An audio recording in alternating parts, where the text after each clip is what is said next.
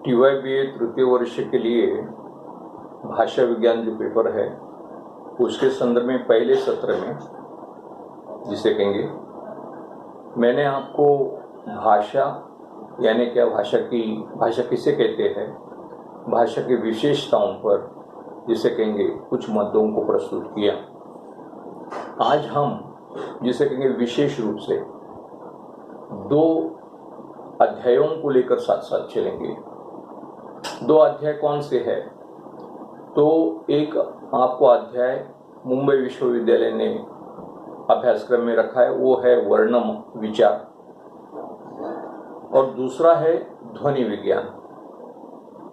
इन दोनों को साथ साथ लेकर चलने का मकसद ये है कि वर्ण विचार को हम कहेंगे वर्णमाला, वर्णमाला को मराठी में कहेंगे बाराखडी।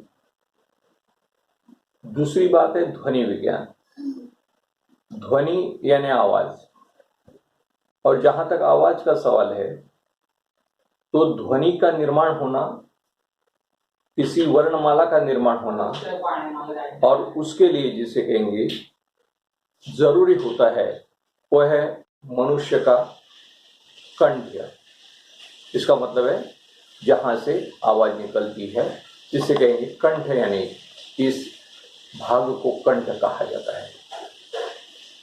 अब अगर ये चेहरा इस प्रकार किया जाए तो आपको पता चलेगा कि नाक से लेकर यानी नासिका के ये दो छिद्र, उसके बाद ये दो ओठ, दांत जिसे कहेंगे कान, इसका मतलब कर्ण, जिससे आप सुनते हैं, लेकिन उससे आप सुनते हैं सिर्फ, लेकिन वो भी बहुत महत्वपूर्ण है। और उसके बाद जिह्वा यानी जीभ, और ये सारे अवयव यानी ध्वनि यंत्र, ये जो सारे अवयव जो मैंने आपको अभी बताए वो है ध्वनि यंत्र। अगर ध्वनि यंत्र न होता मनुष्य के पास तो क्या होती? भाषा निर्माण न हो सकती थी, भाषा निर्मित नहीं हो सकती थी। जैसे वर्णमाला का कोई भी अक्षर अगर ले लेंगे तो उसमें दो बातें आती हैं, एक है स्वर और दूसरा है व्यंजन। स्वर किसको कहते हैं और व्यंजन किससे कहते हैं? इसका सीधा साधा अर्थ हम लेंगे, स्वर स्वयं निर्मित होता है, यानी किसी का सहकार्य नहीं लेता, स्वनिर्मित होता है। जैसे अगर उदाहरण के तौर पर अ, आ, ई, उ, तो इसका मतलब है कहीं भी हवा रुकती नहीं और कण ध्वनि यंत्र से जिसे कहेंगे वो आवाज बाहर निकलती है और उस शब्द का जिसे कहेंगे बाहर आ जाना होता है। व्यंजन किसको कहेंगे? व्यंजन उसे कहेंगे कि स्वर के साथ अन्य ध्वनि को मिलाकर बाद में जिसे कहेंगे निर्मित होना, उसको कहेंगे व्यंजन। जैसे क अब बोल के देखिएगा तो आपको पता चलेगा क, तो इसका अर्थ है क में अ मिला हुआ है, जो दिखाई नहीं देता, अदृश्य है, लेकिन क अधिक अ बराबर जिसे कहेंगे क हुआ। अ का अगर उच्चार ही नहीं होगा तो क निर्मित ही नहीं होगा, इसको व्यंजन कहेंगे। तो सीधा साधा मतलब यह है कि वर्णमाला में जिसे कहेंगे ये स्वर और व्यंजन, और व्यंजन अभी जैसे मैंने अभी कहा वैसे ही स्वर में अ, आ, ई, उ, औ, आहा, और जिसे कि क वर्ग, ग वर्ग, प वर्ग, हाँ, तो ये वर्ग माने जाते हैं, और जिसमें वो सारे अक्षर होते हैं इसको कहेंगे वर्णमाला, वर्ण विचार। तो ये बात अलग है। और दूसरी बात है ध्वनि यंत्र। तो परीक्षा की दृष्टि से दोनों वैसे अभ्यास महत्वपूर्ण है, अध्याय महत्वपूर्ण है कि ध्वनि विचार, इसका मतलब ध्वनि यंत्र के माध्यम से जो बातें निर्माण होती है। ध्वनि यंत्र न होता, ध्वनि यानी कंठ न होता, तो जिसे कहेंगे भाषा उच्चरित ही न होती। भाषा का उच्चारण ही न होता, इसीलिए जरूरी है। इसीलिए संक्षिप्त स्वरूप में मैं इतना ही कहूंगा कि सारे जगह मैंने बता दिया आपको, तो हम एक जिसे कहेंगे बात को देखेंगे। स्थान और प्रयत्न और करण, इन तीन आधारों पर जिसे कहेंगे भाषा का उच्चारण होता है। स्थान, प्रयत्न और करण। जैसे देखिएगा, स्थान यानी क्या है? क। क यानी जिसे कहेंगे कंठ। क यानी कंठ, जिसको कहेंगे, जहां कहेंगे कि कंठ के माध्यम से उस ध्वनि का निर्माण हुआ, और वो जो ध्वनि निर्माण हुई उसको कंठव्य ध्वनि कहेंगे, या कंठ्य ध्वनि भी आप कह सकते हैं। तालव्य, तालव्य इसका मतलब है तालु को स्पर्श करके। जिह्वा जो होती है वो तालु को स्पर्श करती है। तालु, जिह्वा यानी जीभ, जीभ तालु को स्पर्श करती है, और जिसे कहेंगे, जैसे देखिएगा त, त, त ध्वनि जो है ये जिसे कहेंगे तालु को स्पर्श होकर निकली। जैसे कहेंगे प, प, प, ये दोनों ओठ मिल जाते हैं। दोनों ओठों को मिलकर जैसे प, फ, ब, भ, म, ये सारे जो ध्वनियां हैं ये ओष्ठ ध्वनि या ओष्ठव्य ध्वनि भी इनको कहा जाता है। अगला मूर्धा, जिसे कहेंगे ड, ड, जिह्वा पीछे जाती है और जिसे कहेंगे थोड़ा सा झटका मारती है, और जिसे कहेंगे ड ध्वनि उत्पन्न होती है। ड ध्वनि का उत्पन्न होना ये बहुत बड़ी बात है।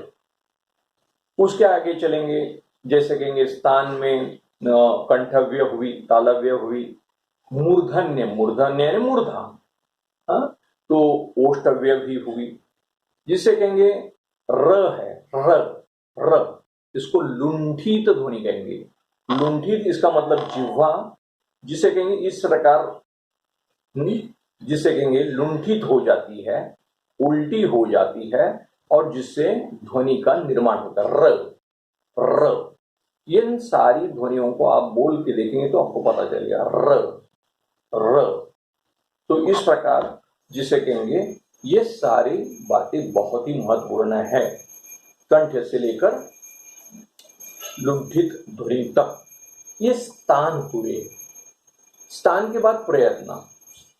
प्रयत्न में बहुत बड़ी बात है जिह्वा की। जिह्वा यानी जीभ।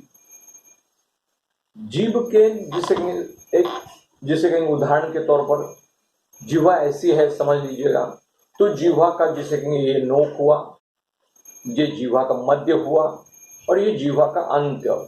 इसका मतलब जहां अंत्य है, इसका मतलब जोड़ी हुई होती है जिह्वा, और जिसे कहेंगे वहां से जोड़ी हुई होती है, और इन तीन माध्यमों से जिसे कहेंगे ध्वनियों का निर्माण होता है, यानी वर्ण विचार का निर्माण होता है। जैसे समझ लीजिएगा, त त त त त ध्वनि है, इसमें स्थान भी है, देखिएगा त, इसका मतलब है जिह्वा की नोक दंत को स्पर्श करती है। दंत, ऊपरी दांत और निचले दांत, दंत, दंत को स्पर्श करती है, इसके लिए दंत दिया हुआ, यानी स्थान भी है, और दंत के ध्वनि निर्माण होती है। जिह्वा की नोक जो है वो स्पर्श करती है दांतों को, और वो होती है। जिह्वा का बहुत महत्वपूर्ण स्थान है, यानी जिह्वा, इसका मतलब प्रयत्न किया जाता है। जिह्वा सिर्फ जिसे कहेंगे किसी व्यंजन का स्वाद लेने के लिए नहीं है, नहीं तो आप कहेंगे चलिए जिह्वा का ये अर्थ हुआ कि स्वाद लेने के लिए ही सिर्फ है, तो कतई नहीं। जिह्वा जिसे कहेंगे व्यंजनों के साथ स्वाद को लेते लेते जिसे कहेंगे उसके उच्चारण का बहुत महत्वपूर्ण स्थान है। तो ये हुआ त। उसके आगे अगर लेंगे आप ड ड ड ड ड, तो जिसे कहेंगे जिह्वा जिसे कहेंगे उल्टी हो गई, और जिसे कहेंगे स्पर्श कर रही है मध्य, जिसे कहेंगे डो ड ड ड ड। ट, ट, ट, ट में देखिएगा, ट में बोलते समय जीवा पीछे जाती है। ढ, ढ, ढ, जिसे कहेंगे मध्य में, जिसे कहेंगे, और इस प्रकार जिसे कहेंगे जिह्वा का भी बहुत महत्वपूर्ण स्थान है। य य य देखिएगा, जिह्वा थोड़ी पीछे जाती है और स्थान जिसके कहेंगे मध्य का है य य य। तो इस प्रकार जिसे कहेंगे, संक्षिप्त स्वरूप में आपको अभी समझा रहा हूं मैं आपको, लेकिन जो बहुत ही महत्वपूर्ण है, जिसका कहेंगे कि स्थान, प्रयत्न और करण।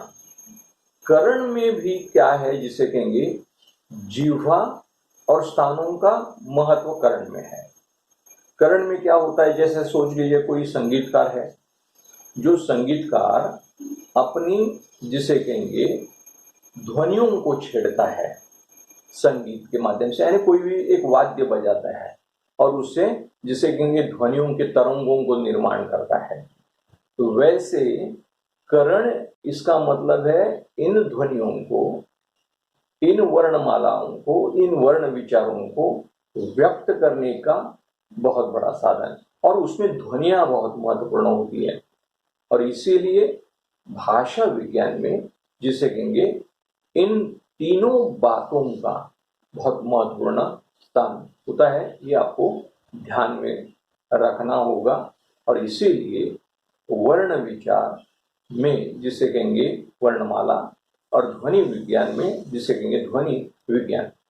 दूसरी बात, उसमें ही जिसे कहेंगे एक और भाग है कि जिसे कहेंगे वाक्य विज्ञान है, शब्द विज्ञान है, ध्वनि विज्ञान है, रूप विज्ञान है।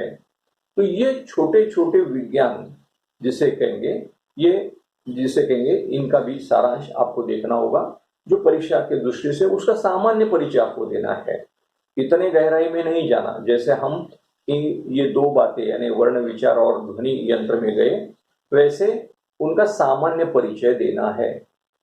सीधे तौर पर कहना है तो एक संक्षिप्त रूप में आपको समझाता हूं। शब्द, शब्द इसका मतलब है, पहली बात है अक्षर, अक्षर है अ, या रा अक्षर है, र है, रा है।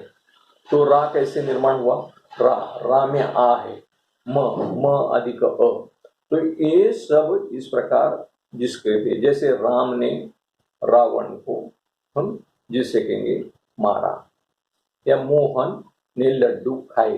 तो इसका अगर आप ये करेंगे, उनको अलग अलग करेंगे तो पता चलेगा। जैसे राम ने रावण को मारा, राम, रा अधिक म, रावण, रा अधिक आ, व अधिक अ, न अधिक अ, को का अधिक आ, और मा अधिक आ, और रा अधिक आ।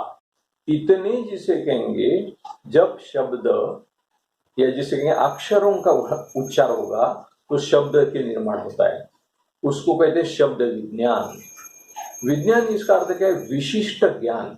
ये एक अलग सा आपका जिसे कहेंगे अभ्यासक्रम में मुंबई विश्वविद्यालय ने एक भाग रखा हुआ है कि ये जो 4-5 जिसे कहेंगे विज्ञान है, भाषा विज्ञान ये अलग भाषा, अभी मैं आपको भाषा विज्ञान की बातें नहीं कह रहा हूं, लेकिन विज्ञान यानी विशिष्ट ज्ञान, भाषा का विशिष्ट ज्ञान जिसमें पाया जाता है। तो ये क्या हुआ, शब्द विज्ञान। रूप विज्ञान, जिसको आप रूपीम भी विज्ञान कहा जाता है, कि शब्द का रूप कैसे निर्माण हुआ, शब्द कैसे निर्माण होते हैं, उसके संदर्भ में कुछ बातें बताइए, इनका संक्षिप्त ज्ञान आपको देना है। वाक्य विज्ञान, वाक्य विज्ञान इसका मतलब है, जैसे मैंने अभी 2 वाक्य बताए कि राम ने रावण को मारा, या राम ने रावण को बाण से मारा। कोई भी वाक्य आप ले सकते हैं जो कि आपको सरल लगे। इसका मतलब है जब तक ये एक प्रकार से गुम्फित माला होती है, और वो शब्द के माध्यम से गुम्फित माला गुम्फित होती है, और जिसे कहेंगे वो बातें तैयार होती है, इसको आप कहेंगे शब्द जो वाक्य विज्ञान। वाक्य तैयार होता है, पूर्ण वाक्य जिसे कहेंगे अर्थपूर्ण वाक्य, जिसमें अर्थ हो, वाक्य पूर्ण हो, वाक्य में अपूर्णता न हो, ये सारी बातें देखी जाती है, उसको आप कहेंगे वाक्य विज्ञान।